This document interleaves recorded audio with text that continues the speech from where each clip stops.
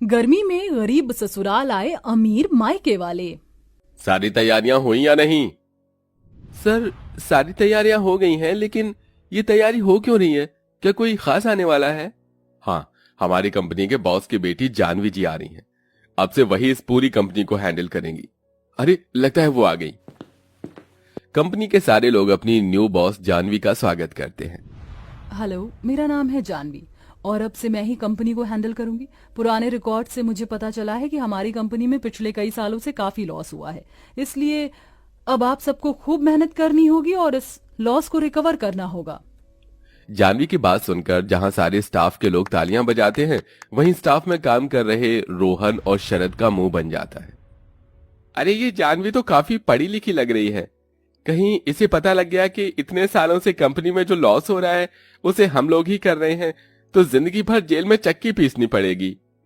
ऐसा नहीं होगा, इससे पहले ही हम इसका खेल खत्म कर देंगे। शरद रोहन जानवी को मारने का प्लान बनाते हैं। राजीव उनके केबिन के बाहर की सफाई कर रहा होता है, जिसके चलते वो शरद और रोहन की सारी बातें सुन लेता है और भागता हुआ सीधा जानवी के केबिन में जा पहुंचता है। तुम इस तरह बिना परमिशन के मेरे केबिन में कैसे आए? राजीव जानवी को सारी बात बताता है, जिसे सुनकर जानवी को यकीन तो नहीं होता, लेकिन वो फिर भी पुलिस को कांटेक्ट कर लेती है। वहीं शरद और रोहन जैसे ही जानवी को मारने के लिए उसके कमरे में आते हैं, तो पुलिस उन्हें पकड़ लेती है और सीधा जेल में ले जाती है। राजीव, तुम्हारा बहुत बहुत शुक्रिया। अगर तुम ना होते तो शायद आज वो लोग मुझे मार ही देते। ये आप कैसी बातें कर रही हैं? इस कंपनी का मैंने नमक खाया है और मैं अपने जीते जी इस कंपनी में कभी कुछ गलत नहीं होने दूंगा।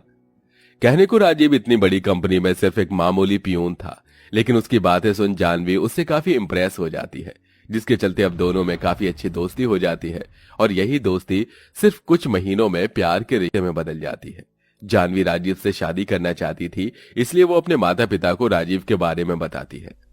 जानवी, तुम्हारा दिमाग तो नहीं खराब हो गया? इतनी बड़ी कंपनी की बॉस होकर तुम एक पियून से शादी करना चाहती हो? लोग क्या कहेंगे? लोग क्या कहेंगे मुझे इससे कोई मतलब नहीं है। मैं राजीव से प्यार करती हूँ और उसी से ही शादी करूंगी। ठीक है, अगर यही तुम्हारा आखिरी फैसला है तो हमारा फैसला भी सुन लो। अगर तुम उस गरीब से रिश्ता जोड़ोगी तो तुम्हें हमसे सारे रिश्ते नाते खत्म करने होंगे। जानवी राजीव से बहुत प्यार करती थी, इसलिए वो अपने माँ बाप से सारे रिश्ते तोड़ देती है। वहीं मुकेश जानवी के सारे क्रेडिट कार्ड को भी ब्लॉक कर देता है, साथ ही साथ राजीव को भी कंपनी से निकाल देता है। जिसके बाद राजीव और जानवी मंदिर में शादी कर लेते हैं। शादी के बाद राजीव के माता पिता और बहन जानवी का घर में गृह प्रवेश करते हैं। क्या हुआ बहू, क्या देख रही है? ऐसे यही ना कि तेरा ससुराल इतना छोटा क्यों है?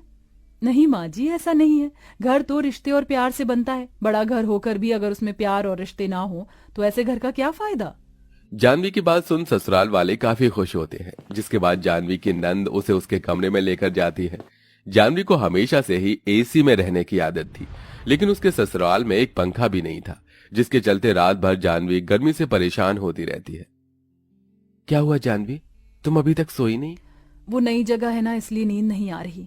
मैं जानता हूं तुम्हें एसी में रहने की आदत है, और यहाँ तो एक पंखा भी नहीं है। जानवी, मुझे माफ कर देना, मेरी वजह से तुम ठीक से सो भी नहीं पा रही हो। आप ऐसा क्यों बोल रहे हैं? धीरे धीरे मुझे इन सब की आदत हो जाएगी। आप ज्यादा परेशान मत हो। जानवी को गर्मी से इतना परेशान होता देख राजीव से देखा नहीं जाता। जिसके बाद राजीव रात भर जागकर जानवी को हाथ वाले पंखे से हवा करता रहता है, जिससे जानवी आराम से सो जाती है। सुबह होने के बाद जानवी उठकर तैयार होती है और अपनी पहली रसोई की रस्म के लिए जाती है। ये क्या? यहाँ तो ना ही गैस है और ना ही इंडक्शन। इसका मतलब मुझे मिट्टी के चूल्हे पर खाना बनाना होगा। वैसे जब मैं स्कूल टूर की तरफ से गांव गई थी तो मैंने देखा था कि वहाँ की औरतें कैसे चूल्हे पर खाना बनाते हैं। आज मैं भी ट्राई करती हूँ। जानवी चूल्हा जलाने की कोशिश करती है और थोड़ी देर में चूल्हा जल जाता है, जिसे देख जानवी बहुत खुश होती है और अपनी पहली रसोई की तैयारी करती है। वहाँ तो सिर्फ टमाटर है और थोड़ा सा आटा। अब मैं क्या करूँ? इनसे मैं क्या ही बनाऊं? जानवी काफी देर तक सोचती है कि तभी उसे आइडिया आता है और वो जल्दी से टमाटर की चटनी और गर्मा गर्म रोटी बनाकर तैयार कर देती है। जानवी के हाथ का खाना घर में सभी को काफी पसंद आता है। बहू, ऐसी टमाटर की चटनी तो मैं भी नहीं बना पाती जैसे तूने बनाई है। हाँ भाभी, हमें नहीं पता था कि आप इतना अच्छा खाना बनाती हो और मुझे तो यकीन ही नहीं हो रहा कि आपने चूल्हे पर खाना बनाया है। सभी लोग जानवी की काफी तारीफ करते हैं। वहीं जगन शगुन के तौर पर जानवी को 20 रुपए देता है, जिसे लेकर जानवी आशीर्वाद लेती है और जानवी को उसके ससुराल में बेटी की तरह ही प्यार मिल रहा था। लेकिन बढ़ती गर्मी के चलते उसकी हालत काफी ज्यादा खराब हो चुकी थी। बहुत प्यास लग रही है। शादी से पहले हर गर्मी के मौसम में माँ मेरे लिए तरह तरह की जूस बनाया करती थी, लेकिन अब तो इस मटके के पानी का ही सहारा है। जानवी मटके का पानी लेकर जैसे ही पीती है तो एकदम से उसके हाथ से गिलास छूट जाता है, जिसकी आवाज सुनकर सरस्वती आ जाती है। क्या हुआ बहू, तू ठीक तो है ना? कुछ नहीं माँ जी, वो गर्मी की वजह से मटके का पानी भी गर्म हो गया था तो एकदम से ग्लास छूट गया। अपनी बहू की बात सुन सरस्वती को उसके लिए काफी दुख तो होता है, लेकिन अपनी गरीबी के चलते सरस्वती उसके लिए कुछ नहीं कर पाती। बढ़ती गर्मी के चलते अब धीरे धीरे जानवी हाथ पैरों पर गर्मी के दाने निकल आते हैं। बहुत जलन हो रही है। गर्मी के दाने की वजह से जानवी को काफी तकलीफ होती है। तभी जानवी अचानक बेहोश हो जाती है, जिसे देख सारा परिवार काफी परेशान होता है। राजीव जल्दी से डॉक्टर को बुलाता है। डॉक्टर के चेकअप करने पर घर में सबको पता चलता है कि जानवी पेट से है। जानवी के गर्भवती होने की खबर से सारा परिवार खुश हो जाता है। बहू, हम गर्भवती है। अब मैं भी तेरे साथ मजदूरी करूंगा ताकि हम सब बहू को अच्छे से ख्याल रखें। इस उम्र में भला आप काम करेंगे? आपको काम करने की कोई जरूरत नहीं है। मैं और राजीव मिलकर सब संभाल लेंगे। लेकिन कैसे बहू? माँ जी, आपने ही तो कहा था ना कि मैं खाना अच्छा बनाती हूँ, तो मैं सोच रही थी कि मैं समोसे और पकौड़े की रेडी खोल लेती हूँ। ज्यादा मेहनत भी नहीं लगेगी और कमाई भी अच्छी खासी हो जाएगी। जानवी की बात सुन राजीव अपने दोस्तों से कुछ पैसे उधार मांग कर आता है।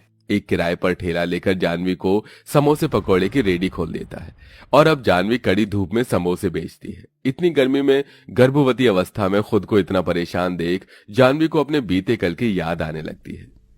बेटा, थोड़ा सा और पी लो। पहले ही आपने इतने सारे फ्रूट्स खिला दिए और अभी जूस। ये सब तुम्हें गर्मी में हाइड्रेटेड रखेंगे। तुम्हें पता है ना कि गर्मी में तुम्हारी तबीयत कितनी जल्दी खराब होती है।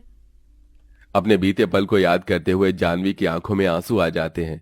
तभी उसके सामने से एक बड़ी सी गाड़ी गुजरती है। उस गाड़ी में कोई और नहीं बल्कि उसके माता पिता होते हैं। अपनी बेटी को गर्भवती हालत में धूप में समोसे बेचते हुए देख मुकेश और मेघना की आंखों में आंसू आ जाते हैं। ये हमारी बेटी की क्या हालत हो गई है। सुनिए जी, मुझे मेरी बेटी के पास ले चलिए। मैं उसे अब ऐसी तकलीफ में और नहीं देख सकती। अगले दिन होते ही मेघना और मुकेश सीधा जानवी के ससुराल पहुंचते हैं, जहां वो देखते हैं कि जानवी की सास और नंद जानवी के हाथ पैरों की मालिश कर रहे हैं। बहू, तुझे इतनी धूप में समोसे बेचने की क्या जरूरत है? तू कहे तो मैं और राशि ये काम कर लेते हैं। माँ बिल्कुल ठीक कह रही है। आपने अपनी हालत देखी है। चलिए अब जल्दी से ये दूध पी लो, आपको फिर दवाई भी खानी है। अपनी बेटी की सास और नंद को अपनी बेटी का इतना ख्याल रखता देख मुकेश और मेघना काफी खुश होते हैं। तभी जानवी की नजर अपने माता पिता पर जाती है, जिनको देखकर वो बहुत खुश होती है। पापा, आप लोग आ गए? हाँ मेरी बच्ची, कैसी है तू? तुझे पता है तेरे जाने के बाद हमने तुझे कितना याद किया। माँ पापा, मैंने भी आप दोनों को बहुत याद किया। जानवी अपने माँ बाप से गले मिलकर खूब रोती है, जिसके बाद जानवी अपनी नंद के साथ मिलकर चूल्हे पर अपने माँ बाप के लिए खीर बनाती है। अपनी बेटी को इतनी गर्मी में चूल्हे पर खाना बनाता देख मुकेश और मेघना की आंखों में आंसू आ जाते हैं। जो लड़की खुद से एक गिलास पानी भी लेकर नहीं पीती थी, वो आज इतनी जिम्मेदार बन गई है। जानवी के हाथ की खीर मुकेश और मेघना को काफी पसंद आती है। तभी मजदूरी कर राजीव भी आ जाता है। अरे मैम, सर, आप दोनों यहाँ? मैं तो सोच भी नहीं सकता था कि आप लोग कभी हमारे घर भी आएंगे। मैम सर नहीं बेटा, माँ और पापा का हो। पापा? हाँ बेटा, हमने तुम लोगों को माफ कर दिया। हम सोच भी नहीं सकते थे कि हमारी फूल सी बेटी कभी इतनी जिम्मेदारियां भी उठा पाएगी। हमें तो खुशी है कि इसे शादी ने तुम्हें कितना जिम्मेदार और समझदार बना दिया है। मुकेश और मेघना की बात सुन जानवी बहुत ज्यादा खुश होती है। अब मुकेश राजीव को अपनी कंपनी में एक अच्छी पोस्ट पर रख लेता है और उनके घर जरूरत की सभी चीजें, पंखा, एसी भी लगवा देता है, जिससे अब धीरे धीरे उनके घर के हालात भी ठीक होने लगते हैं। वहीं कुछ महीनों में जानवी एक प्यारी सी बेटी को जन्म देती है और अब वो सभी खुशी खुशी रहते हैं।